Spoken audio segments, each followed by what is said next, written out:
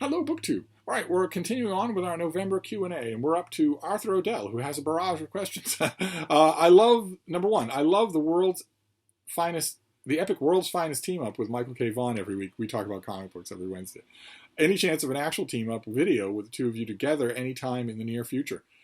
Well, it would depend on Michael. He's far more busy than I am. Number two, I love Superman, but my love has mostly been based on media other than comics, TV, movies, cartoons. What is a good collection of Superman stories to start with? Well, there was a volume, Superman: A Celebration, something like that. It came out about 10 years ago. And it was just an anthology of Superman stories from different eras. That might be a good... It was full color. It was rather nice. I think I have it somewhere. But that might be a good place to start. Number three, have you watched the TV series Smallville? Yes. Yes, I have watched the TV series Smallville. If so, what did you think? Well, WB series are notorious for being soap opera-like, and the Smallville was no different.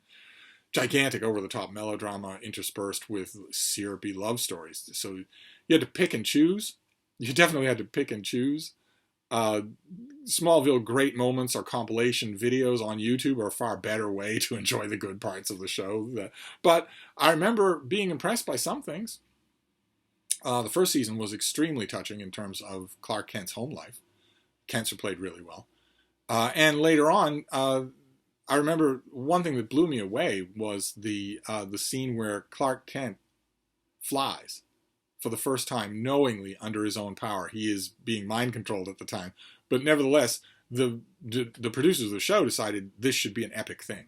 They'd originally started out Smallville by saying no flights, no tights. This is not a superhero show. This is a high school show. So Clark Kent can have superpowers, but he's not going to fly, and he's not going to wear a costume. They ended up breaking both those rules. He wears the costume in the last episode, in the last scene of the last episode, but he flies in one episode much earlier than that. He's not himself. He's not Clark Kent. He's being mind controlled, and that's their way out. But he doesn't just take up off the ground and fly. Instead, it's a gigantic seismic event, fantastically done. The takeoff is just fantastically done. So fantastically done that it was then shamelessly imitated in that gigantic $400 million black and white Superman movie, Superman Man of Steel, or whatever it was, the one with Henry Cavill. The scene where he first learns how to fly directly rips off that scene from Smallville. And that scene from Smallville was genuinely good. And it's always good to see John Glover, no matter what. But anyway, let's see here. Drunzo has a barrage of questions. Big surprise. Number one, what neglected works of antiquity would you like to see inducted into the Penguin Classics line? Well, I don't know about neglected. I've made a point many times. I would like to see Plutarch done right by Penguin Classics instead of done wrong. Plutarch's Parallel Lives. I would like Plutarch's Parallel Lives in a gigantic one volume, whether it's the Dryden translation or anything else. So however you want to do it. I'd like that. That's never happened, and I'd like that to happen. But also, while I'm on the subject, Plutarch wrote a lot of other stuff. It's at least another book that size. It'd be nice if that were in Penguin too. It's all really good. But in terms of neglected, Aulus Gellius, Attic Nights, is a classic work. I can't understand why it's not better known, why it's not better liked. I like it a lot. And yet I don't think any popular translation line has ever done a version of Attic Nights. So I would say Aulus Gellius, I guess. Number two, what are your thoughts on the Dionysiaca of non... Okay, this is a very, very long epic. It's unreadably bad. The Dionysiaca by Nonnus is not good. It's not worth your time. That is not one that I'm hoping that Penguin will ever do. Number three, what are your thoughts on the Thebaid of Statius? Is that the second time that Statius has come up in one Q&A? It's boring, but it's there. You have to read it. Number four, what do you personally believe is the reason for Ovid's exile from Rome? It probably had something to do with Deb. And in your travels, did you ever visit the location of his exile? I have been to Romania many, many times. I love Romania. Number five, if you could visit any library from the ancient world, which one would you visit and why? What particular books would you look for? I would visit the Ulpian Library in Rome. A gigantic library complex, very beautiful, very state-of-the-art. that was done by the Emperor Trajan. Had to carve out a whole neighborhood in order to do it. Very much like that the building of that elevated highway in Boston. Had to carve out a whole neighborhood to do it, and it was a feast for the eyes. It was a feast for patrons. I would go. I don't know about a specific book, but I would go there for that. Jane Allen says, first off, thank you for the enjoyment you give me via your BookTube channel. Well, you're welcome. I assure you, I get more than I give. Can you recommend a good biography of Baron Haussmann? I'm currently reading one by Michael Carmona, and it's not holding my interest. I don't think I've ever read one, unless it was by Michael Carmona, in which case I wouldn't be of any help to you. William Fett asks, what are your thoughts on Conquest of Mexico by William Prescott? I love it. I wrote about it. If you look up Steve Donahue and Prescott, you'll find a whole essay of mine on the Modern Library volume of Prescott. I love it. Let's see here. Alan Black has a barrage of questions. Number one, brief thoughts on Into the Wild by Jon Krakauer and thoughts on the film if you have seen it.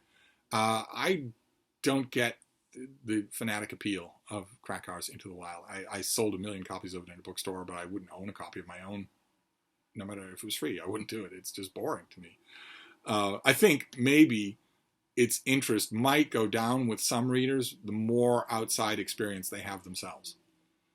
I think a lot of armchair explorers bought that book.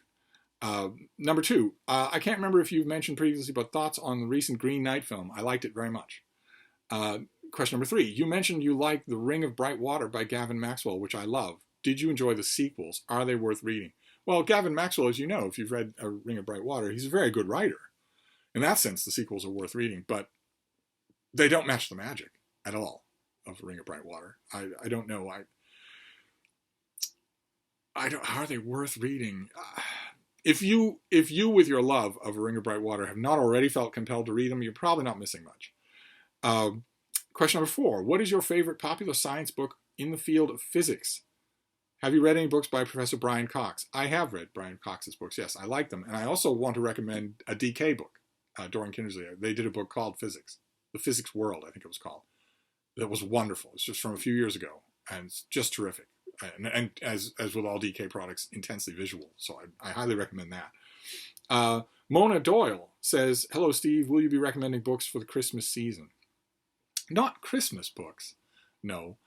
But in the first 2 weeks of December, I will be coming out with my Steve Reads Year's Best and Worst Books of the Year list, which will have lots. I do it at the first 2 weeks of December, specifically in case somebody might want to use it to buy holiday presents or books for themselves. And that will be an infallible, definitive guide to the best and worst 10 books in all the genres that I read. So that, I don't know if that's Christmas, but that is certainly around the same time. Let's see here. Mike Crewis has a barrage of questions. Number one, what are your thoughts on Dick Pronicki? I love both parts of Alone in the Wilderness, and haven't read his books. I haven't read his books either. Again, I think just like with Krakauer, a lot of his appeal is based on people never having set foot outside their own subdivision themselves. I think the more you walk around or subsistence hike outside, far from anywhere, maybe the less amazing it is. But maybe his prose is brilliant, and I've just never encountered it. Number two, the lovely and talented Mrs. Crease, am I pronouncing Mrs. Crease's name wrong? Probably I am. Is not a fan of science fiction, but that is my favorite genre. Do you have a science fiction book recommendation for her? She likes the Bridgerton novels and Outlander series. There must be a happy ending as well. Well, okay. All right, I'm a little confused here then. She's not a fan of science fiction, but she likes Outlander. Did she notice something that happens in the very beginning of the first Outlander book? There's a little detail that happens there that is never going to happen to her. It involves standing stones. Any of that ringing a bell? So she might be a little more inclined to science fiction than she thinks. But if we're talking, we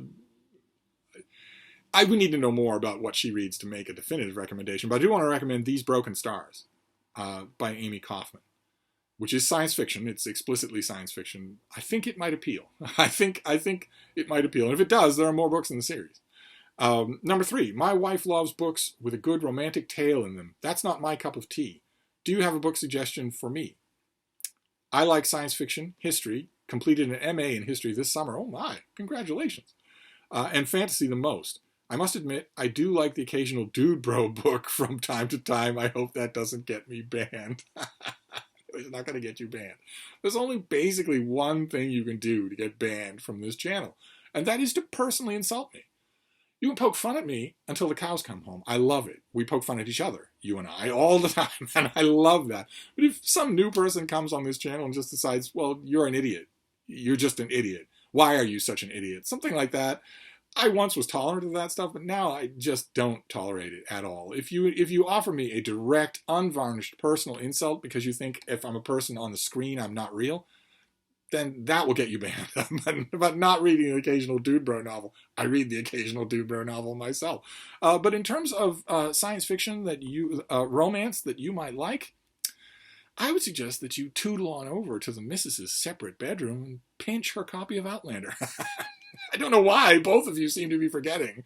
The whole premise of Outlander is science fiction, fantasy. I think it will work quite well, and it's really good. Outlander is really good, so I definitely recommend that. And then number 4, I know you've traveled everywhere, so I was wondering what your favorite parts of Wisconsin was. I was born and raised there. Probably the western bluffs, the uplands bluffs, overlooking the Mississippi. Just hiking and traveling around there and knowing people there, meeting people there, walking around there with dogs, meeting lots of dogs there. The topography is just so stunning that would probably be my favorite place. But I met a lot of nice people in the whole of the state. Ingrid Fitz says, I am reading Gandhi by Louis Fisher for Nonfiction November and enjoying it very much. I would like to read some Gandhi's own writings. Do you have a favorite Gandhi book or writing? Well, I think Penguin still does the Penguin Gandhi Reader. I would certainly recommend that. And I also want to put a pitch in here, of course, for Ramachandra Guha's gigantic books on Gandhi. He's done his most recent gigantic book on Gandhi is amazingly good. Well worth your time if you can find it. Leo Percara says, hello, Steve. John Fante, Dan Fante. Do you like any father, mother, son, daughter writers? Hardly any. As R.A. McAvoy, is there another fantasy writer that should be better known? Oh, God, there are plenty. There are plenty. My favorite, I mean, the symbolic one for me is Lord Dunsany, the father of fantasy, but there are plenty of others who you go into your Barnes & Noble and go to the sci-fi fantasy aisle, you won't find them. You won't find any hint that they even exist. Fritz Leiber is not there. And if he's not there, then the Silverlock won't be there. A million other things won't be there. There are a whole bunch. It's a list of its own. Taking Tea with Catherine says, hi, congrats, nay. Thank you. If you ever owned a boat, what would you name it? Deb. And when I was done with it, I would then scuttle it. Frederick says, as barrage of questions, number 1, November 14th was Louise Brooks' birthday. What are your thoughts on Louise Brooks and her films? I've never been a big fan, but they might be wasted on me. Number 2, thoughts on Mary Beard's SPQR. It's good. It's a little bit scattershot for my like, but good, very good. Number 3, thoughts on Douglas Preston and Mario Spezzi's The Monster of Florence, a true story. I loved it. But then I would read anything on this particular subject. Also, what are your opinions on the Monster of Florence case? Oh, it is fascinating. It is fascinating. Il Mostro. Just incredibly fascinating. Were you in Italy at or around the time of the monster's activity? So is this you trying to figure out when I was in Italy, or are you trying to figure out whether or not I was Il Mostro? Which is that? Both. I visited Italy many, many times. I've stayed there. So I overlapped in sometimes. I was previous to it in other times, but oh my, what a story. What a story. No wonder Thomas Harris was just fascinated by the story of Il Mostro and was going to write a book on the subject. That's why there was such a huge delay. That's why everybody thought he was so blocked, is because he was working on a nonfiction work of true crime, and it just never took off. He incorporated it into Hannibal instead. Anyway, Gina Stan Your Book says, do you have to turn off your book reviewer brain to enjoy junky books? Or is there actually any such thing as a junky book? There very much is such a thing as a junky book. And I don't have to turn my reviewer brain off to enjoy them. No, I can't turn my reviewer brain off. I've tried many times. I can't do it. But I don't have to turn it off to enjoy them, provided the author is not talking down to me. If the author's writing a junky book, then I can get on board at the book's wavelength and then just see what I make of it. It's only when the author thinks that their junk is, gold crapped out from Mount Sinai that I'll start to become incensed. Faisal Hadi says, may you elaborate on your view of Noam Chomsky's philosophy as it was briefly explained in a video entitled A New Book Haul dated April 28, 2016. I honestly want to ask if this question is a joke. I have no idea what I said in a video 5 years ago. One book haul video 5 years ago about Noam Chomsky. I have no idea. Based on just this, I don't have the first clue how to answer. Let's just move on. Mary Tumulty says, since you are fluent in canine, and it seems to be so in human English, please share your thoughts on the accuracy of animals communicating with their humans via pre-recorded buttons placed on the floor. I don't know what you're talking about. I don't know what you're talking about here. I have a foreboding that I will not like it, but I don't know what it is here. Some way to scam money out of pet owners, I'm guessing. Let's see here. Scorsder Schwartersticken has a barrage of questions. You all have a barrage of questions. Number one, an AuthorTube question. How do I stop writing? How do I stop editing, adding, cutting, rewriting, re-adding, recutting, re-editing, unediting, re-unediting, and ad infinitum? Once Borges was asked in an interview why he published a specific book, and he said to stop writing it, otherwise I would edit it forever. Well, yes, the standard toss-off line here is that if you are stuck in a system where you won't leave your own prose alone, the only way to fix it is to publish it. I guess I could still say that because Amazon Kindle Direct would allow you to publish it with virtually no money and virtually no effort, and then it'd be done. And that would probably lance the boil. That would probably make you feel a lot less like going at it over and over again. My own advice on the subject would not be to publish it. Instead, my advice would be even less palatable to the 21st century, which would be to effing control yourself. No one wants to hear that. So I usually don't even bother to say it anymore. Just leave it alone. Just drop it and leave it alone. Control yourself so that you don't do any of the things that you just described. I know. I say that, and people, especially young people, just stare at me like, what? What? No, what? But yeah, control yourself. Stop doing what you don't want to do. Number two, I'm reading the King James Bible from front to back, and the translation is beautiful. After that, I need to reread the whole thing, but I want the most painfully literal translation. Which do you recommend? Well, things like Robert Alter would be more literal. But I don't know why you'd want that. Painfully gives me a little bit of willy here and there. You'd want to go to a new and unreconstructed Bible. Robert Alter is an example. What's his name? David Bentley Hart be another example. You want to go to those people for people who are deliberately trying to write something to translate in a way that's never seen before. I guess that's what you're asking here. Number three, I've read your review of Cross-Examined. It was great. Well, thank you. But how does it compare to the more famous Criminal History of Christianity by Karl-Heinz Deschner? Cross-Examined is 400 pages long, but Deschner's is basically Edward Gibbon. Can the beginner in the subject jump in and start that 6,000 pages behemoth right away? There's no reason to. Deschner's not all that eloquent. Just read Cross-Examined. You'll be fine. Number four, do you like classic Spanish guitar music? If so, tell us favorites. Andres Segovia. Well, you mentioned the person that I would mention is Segovia. Number five, now that you have summer in November in Boston, what kind of sunblocker do you use? I don't use any sunblocker, but I do have to control what I do. Yesterday was the 18th of November. I walked my dog in the afternoon in my shirt sleeves. And by the time we got back, we were both really tired. We're both really hot. Unbelievable. Let's see here. Steffi Wiggins says, hi, Steve. How many books have you read this year? Greetings from Vienna, Austria. I have read quite a few, an unbelievable number of books, but I am closing in on a personal best. I'm hoping for a personal best this year. But it's an unbelievable number, so there's no point in dwelling on it. John Voto says, hi, Steve. Are there any biographies you love about people you hate? Well, Jonathan Bate wrote a book on Ted Hughes. Jonathan Bate is great. And who was it? Begley wrote a big biography of John Updike that was fairly good. I like it more when I revisit it in my memory than I did at the time, but that was mostly my hatred of Updike seeping through. So that would work. And I'm sure there are other examples as well. Like, for instance, there was a book just a few years ago called Eichmann Before Jerusalem, a biography of Eichmann in his early and formative years. It was a very, very good book about an eminently hateable person. So that was, well, I could make a long list. That's actually not a bad idea for a list. PHSNS1 says, what are your dream Library of America editions or sets?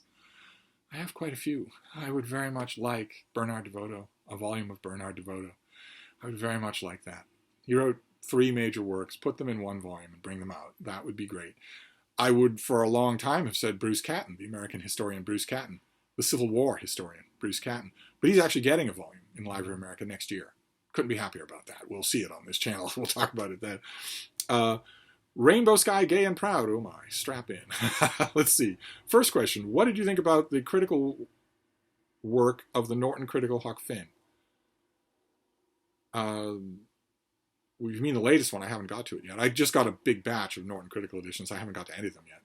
The critical stuff at the back has changed with every one of them. I haven't got to any of them yet.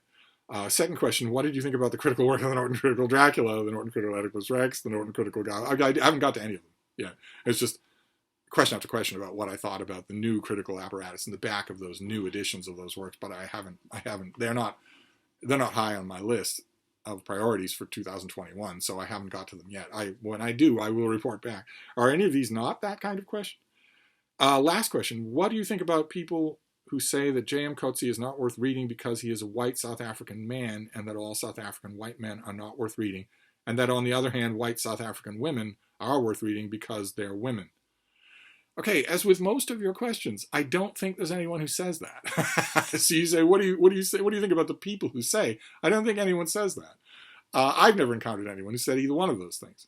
Coetzee is very much worth reading. If somebody were to come along and say he's not worth reading because of where he's from or his skin color or his gender, well, we already have words for people like that. But I would strongly recommend him. He's very good. Anne V says, if The Bean was a book, what would be the title and what genre? Well, the title, I think, would be Hey You, or maybe Achtung. I don't know what the genre would be. Self-destruction. She spends most of our walks yelling at strangers to come over and fuss with her. None of them ever think she's hostile, because it's not really a bark that she does. It's kind of a yodel, a high-pitched yodel. It's an adorable sound coming from something that looks like a children's toy. So it brings a smile to people's faces right away, and that's what it's for. That's why she's making that noise, to order people to come over and fuss over her. Let's see here. Jasper Antonelli says, have you ever read I, Libertine by Ewing? I wouldn't read that trash in a million years. I think Boston ought to ban it. Bell Bottom Blues says, hola, Steve. Any plans for Thanksgiving? Great channel. Why, thank you. I may have plans for Thanksgiving. Shelley Swearingen says, how did you come to discover you were such a faster reader than most people? Well, after a while, it became obvious.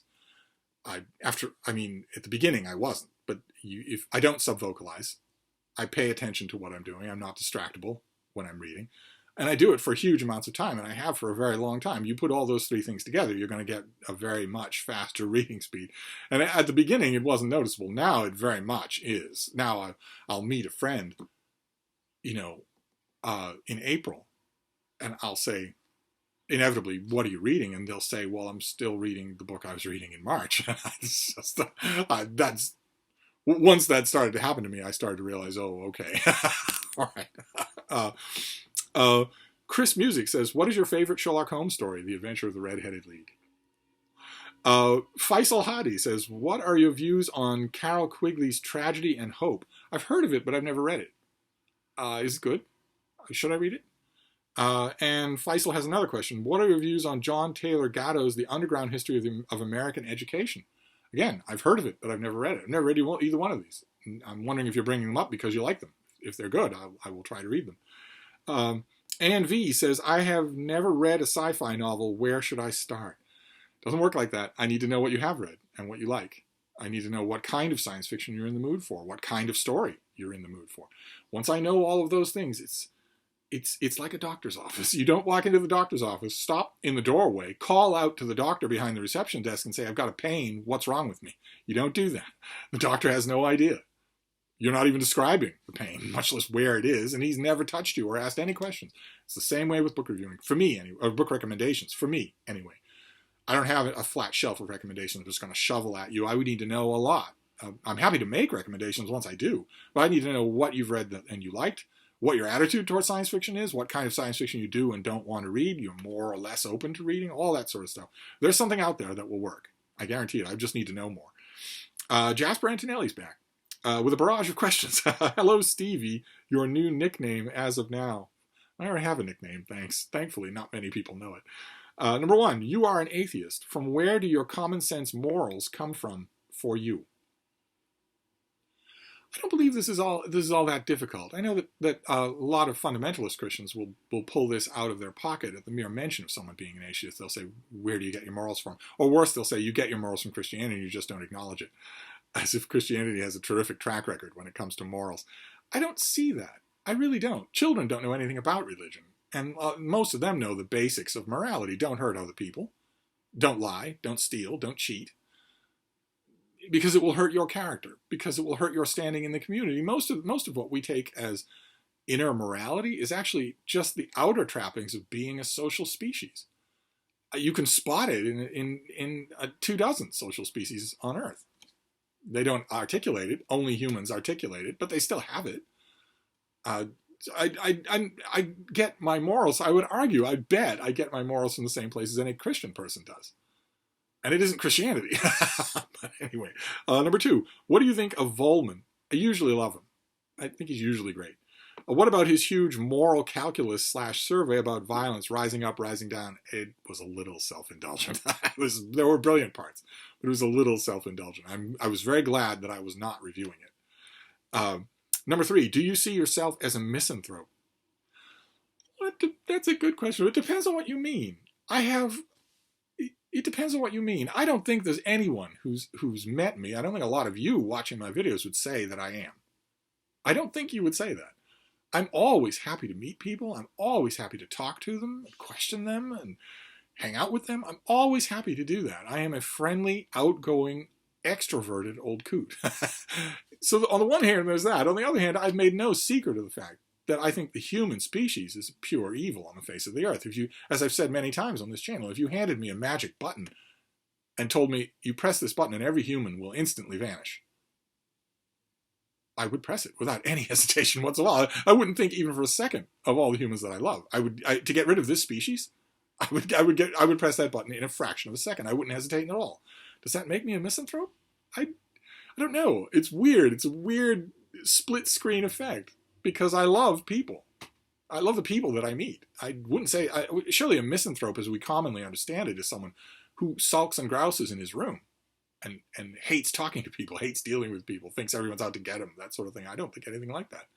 So I don't know. I don't know. Maybe I should leave it up to you. Do you think I'm a misanthrope? I don't know. Question number 4. What's the closest you have ever been to being killed?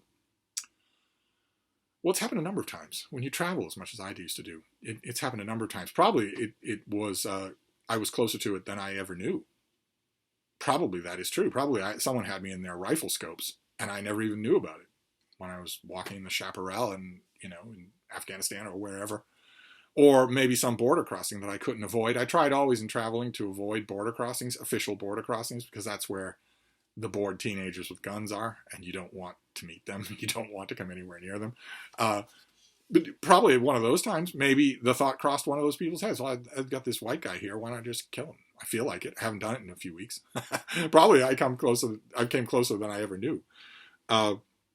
Number 5, were you ever anxious when much younger than 28 about your worldview like so many people are today? Many people are obsessed with ideologies / politics, etc. I'm not anxious about my worldview. No. It's fairly limber. My worldview is fairly limber in the knees. I'm changing it as change needs be. So I think about it a lot, but I don't obsess about it. And I'm not worried about it. No. How are we doing? Oh, let's stop here and go on to part 3, I think it is.